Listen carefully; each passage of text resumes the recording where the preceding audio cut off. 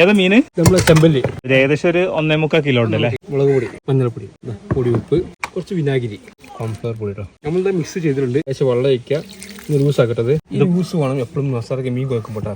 നമ്മൾ ചിക്കനിലേക്ക് ടൈറ്റ് കുഴപ്പമില്ല, പക്ഷെ മീനിലേക്ക് മസാല വെക്കുമ്പോൾ കുറച്ച് ലൂസ് വേണം. ചെമ്പല്ലി ഫിഷ് നന്നായിട്ട് മാരിനേറ്റ് ചെയ്തെടുക്കുക. മുക്കി പൊരിക്കരുത്, മുക്കി പൊരിച്ചാൽ മീൻ പൊടിഞ്ഞു പോകും. നമ്മൾ തവ ചെയ്യാം, ഫ്രൈ പാനിൽ തവ ചെയ്തെടുക്കുക. നമ്മൾ ഉണ്ടാക്കാൻ പോണത് മീൻ ബിരിയാണി മസാല. ചെമ്പ് ചൂടായി വന്നതിന് ശേഷം സൺഫ്ലവർ ഓയിൽ ഒഴിച്ചു കൊടുത്തിട്ടുണ്ട്.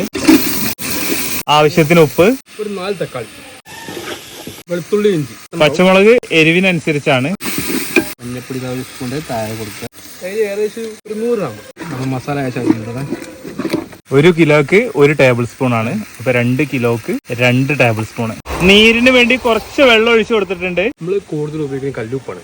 ചപ്പ്, പുതിന, വേപ്പില, സവാള, അണ്ടിപ്പരിപ്പ്, മുന്തിരി, കറിവേപ്പില, സമുദ്ര ബിരിയാണി മസാല. നേരത്തെ തയ്യാറാക്കി വെച്ചിട്ടുള്ള മസാല ഒന്ന് പരത്തി കൊടുക്കുക. ശേഷം നമ്മൾ വറുത്തെടുത്തിട്ടുള്ള മീന് ഇതിന്റെ മുകളിലൊക്കെ ഒന്ന് ഇങ്ങനെ പരത്തി വെച്ച് കൊടുക്കുക. ചെറുതായിട്ടൊന്ന് നീര് കിട്ടാൻ വേണ്ടിയിട്ട് ചുടുവെള്ളം ഒഴിച്ചു കൊടുക്കണ ബെറ്റർ അല്ലേ?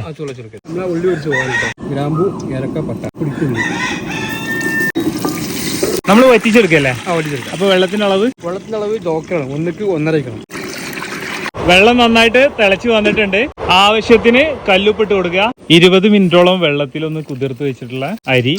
തളക്കാതെ ഒഴിച്ചാൽ അരി വേവില്ല, അരി പൊട്ടി പോകണം. നമ്മൾ വെള്ളം ഏകദേശം ഒറ്റുന്നുണ്ട്. നമുക്ക് എന്ത് ചെയ്യാം, നെയ്യ് ഒഴിച്ചു കൊടുക്കുക. വാഞ്ചൽ വെച്ച് കഴിഞ്ഞാൽ മീനില്ല പൊടിയില്ല. ദമ്മ് പൊട്ടിച്ചിട്ട് റൈസ് മാറ്റുന്ന സമയത്ത് നമ്മൾ കോരുമ്പോ അടിച്ചു കൊടുക്കുമ്പോ അടിച്ചോറ് പോരുമ്പോ ആ മീനും കൂടെ പൊട്ടി പോരും. പൊട്ടാതൊക്കെ വേണ്ടി ചെയ്യണം നമ്മൾ വാഞ്ചൽ വെക്കണം.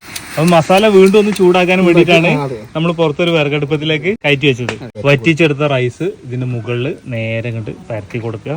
മുകളില് ചോറ് നേരെ ദമ്മിനടിയിലേക്കായിട്ട് നമ്മൾ വറുത്ത് വെച്ച അണ്ടിപ്പരിപ്പ്, മുന്തിരി, സവാള, കറിവേപ്പില, ബാക്കി റൈസും കൂടി നേരെ മുകളിൽ അങ്ങോട്ട് ഇട്ട് കൊടുക്കുക.